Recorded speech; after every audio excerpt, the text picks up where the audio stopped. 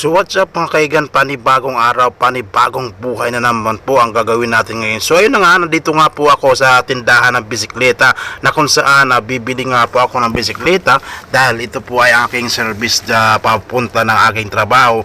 So habang po inaayos-ayos ng mekaniko ng aking bisikleta, ng tindero nitong bike and hobbies mga kaigan, itong Indiano, at inaayos talaga niya na maigi na pulido po ang takbo ng aking bisikleta, parang kondisyon mga kaigan, So sino po yung nagbabalak na bumili ng bisikleta, bumisita lamang po dito sa Bike and Hobbies dahil napakamura lang po ng bisikleta nila dito at affordable pa at saka napakamura po mga kaigan.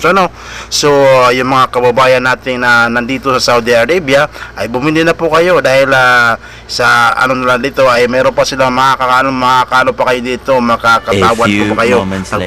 Makakatawad sila ng sa kanilang mga item, pwede tayong makatawad sa dito po mga kaigan. So nandito nga po tayo ay binaybay natin at binibidyohan natin lahat ng kanilang mga gamit dito, mga tinda dito. Ang dami pong bisikleta talaga na tinitinda dito sa Bike and Hobbies mga kaigan. Talagang mamamangha ka at gaganda ng mga bisikleta dito dahil napakamura pa at affordable pa. At kompleto rin sila dito ng accessories at spare parts ng bisikleta mga kaigan.